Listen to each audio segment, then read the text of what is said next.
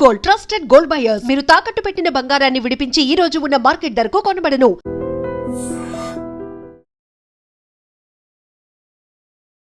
నమస్తే sir.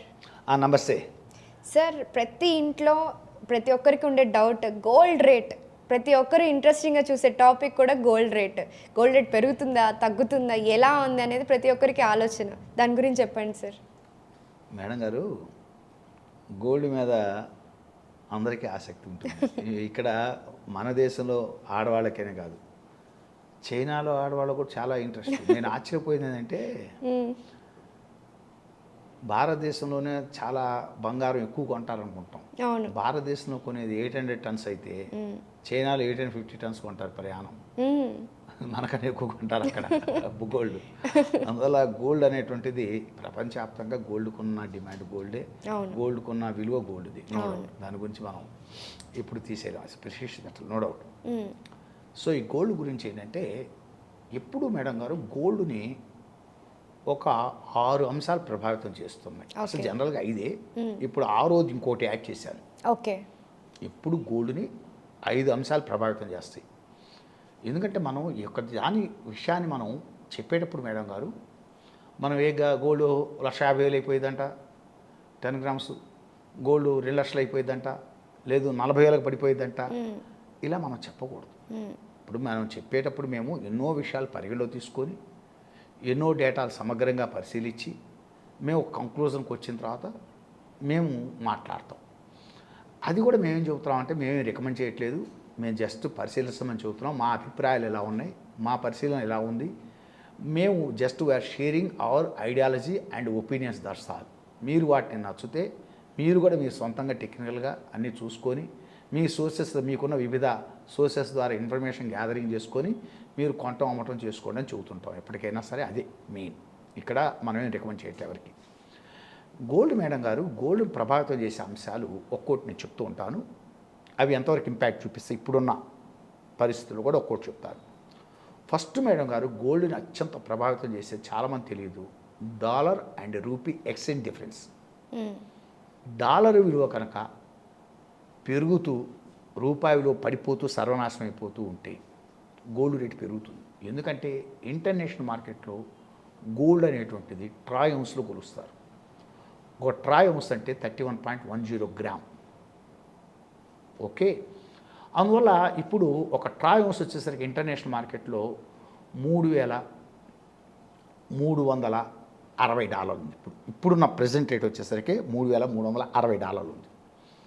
So gold ఇక్కడ ఎక్కువగా పెరగదని చెప్పడానికి కారణం ఏంటంటే, డాలరు విపరీతంగా పెరిగేంత సీన్ ఇప్పుడేం కనపడలేదు ప్రపంచం వ్యాప్తంగా. రూపాయి విపరీతంగా కుంగిపోయే పరిస్థితులు ఏం కనపడలేదు. ఆల్రెడీ రూపాయి పడాల్సినంత పడి ఉంది, డాలర్ పెరగాల్సినంత పెరుగుంది.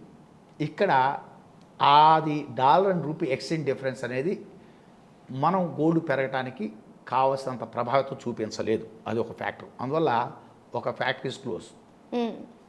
గోల్డ్ని పెంచే ఒక ప్రభావం చూపించేది అది ఒకటి క్లోజ్ చేసేద్దాం. రెండోది వచ్చేసరికి చార్ట్ అనాలిసిస్ చాలా ముఖ్యమైనది.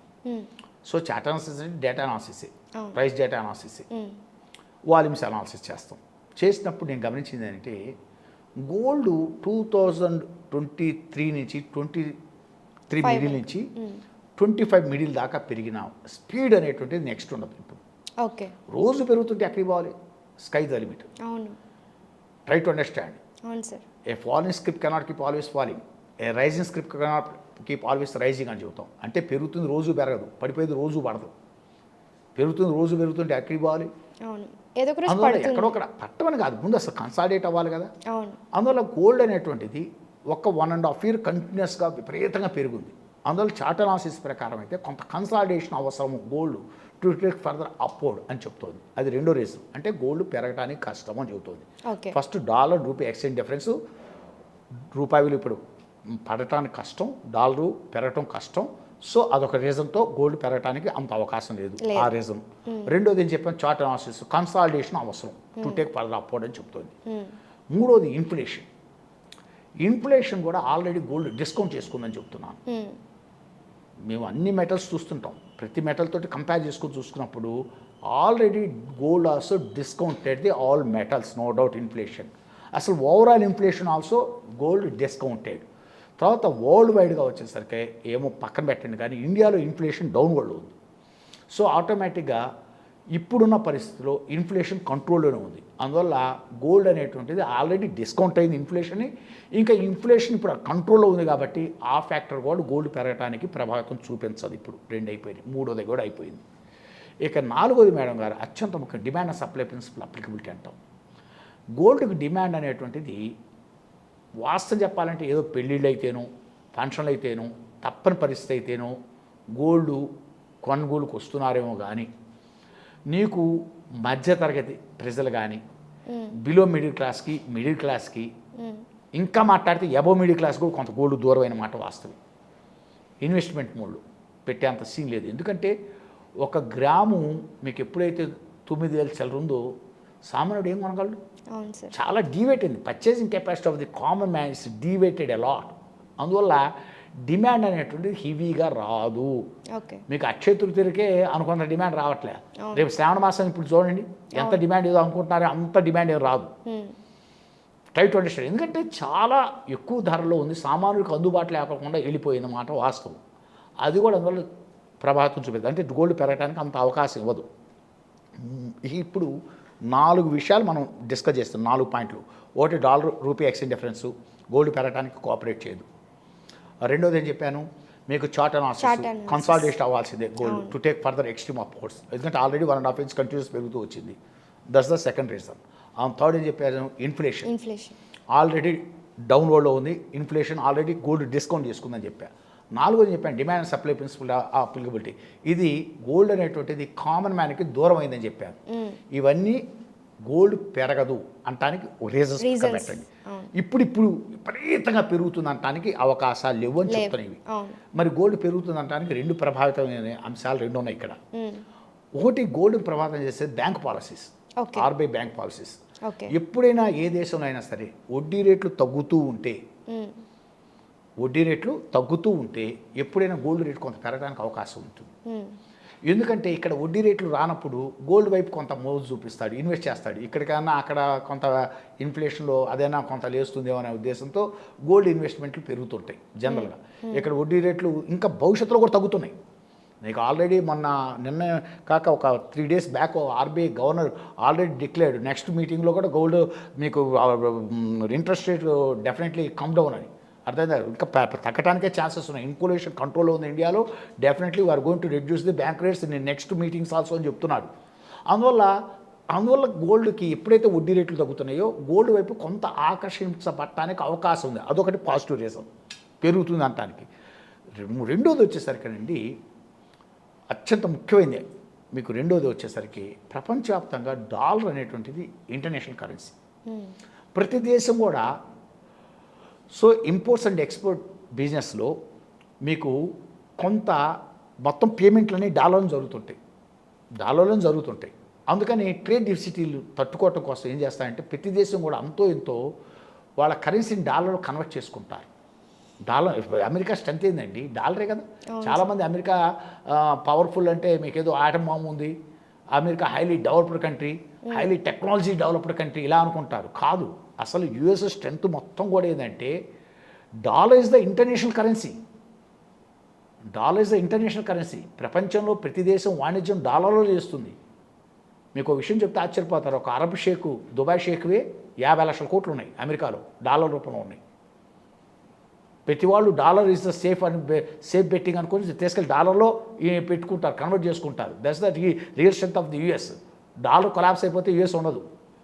50 స్టేట్స్ 50 కంట్రీస్గా కన్వర్ట్ అయిపోతాయి. ఇప్పుడు ఈ రష్యా ఉంది, బలంగా ఉన్నసేపు రష్యా ఒక పెద్ద దేశం అనుకున్నాం. ఎప్పుడైతే రష్యా ఆర్థికంగా బలహీన పడిపోయిందో రష్యా ముక్కచెక్కలైపోయింది. కజకిస్తాన్ ఇలా ముక్కలైపోయినట్టు ఇవాళ యుఎస్ చాలా బలమైన కంట్రీ. 50 స్టేట్స్ ఇవాళ బలమైంది. ఎందుకు ఉంది? బలంగా ఉంది కాబట్టి.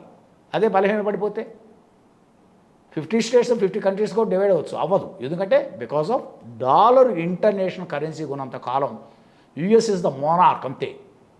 యుఎస్ ఇస్ ద మోనార్క్ అంతే. అందువల్ల ఇక్కడ నేనేం చెప్తున్నానంటే ఇప్పుడు ప్రతి దేశం కూడా ఏం చేస్తున్నాయంటే డాలర్లో కొంత కన్వర్ట్ చేస్తూ కొంత గోల్డ్ కూడా కన్వర్ట్ చేస్తున్నారు.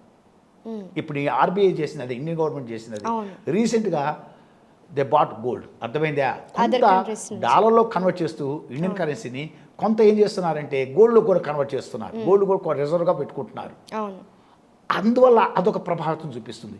అంటే ఇక్కడ ఏంటి, 4 అనుకూలంగా లేవు గోల్డ్ పెరగటానికి, 2 పాజిటివ్గా ఉన్నాయి గోల్డ్ పెరగటానికి. Try to understand.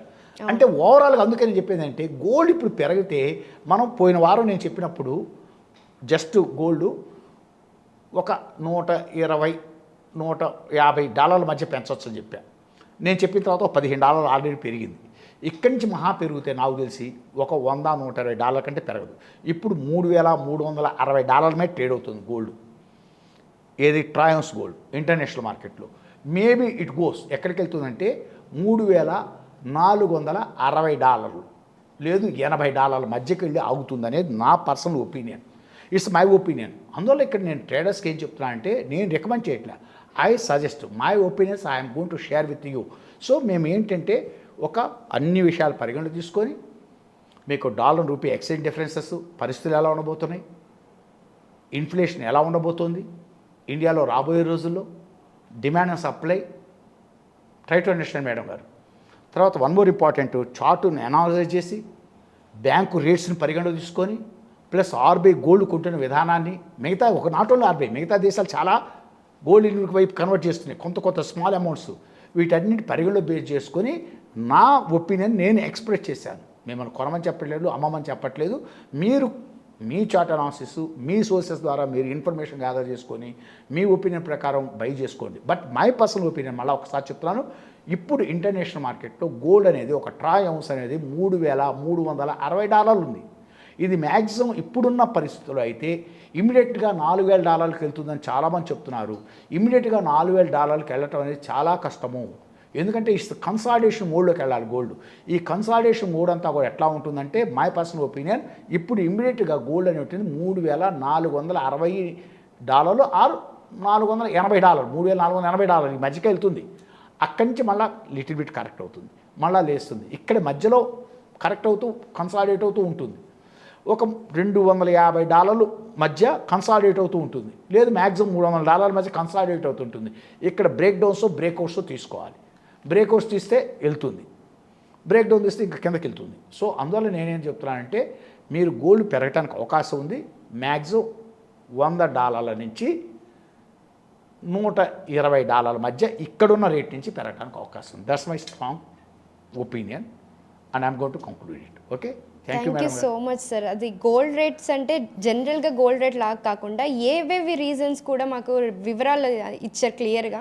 Thank you so much sir. Thank you madam గారు. అండ్ మీకు తర్వాత ఈ అవకాశం ఇచ్చినందుకు మీ ఐ డ్రీమ్ ఛానల్కి మరొకసారి ధన్యవాదాలు చెప్పుకుంటూ ఓకే ఈ వీడియోని తప్పడు ముగిద్దాం. థ్యాంక్ యూ మేడం గారు. Thank you.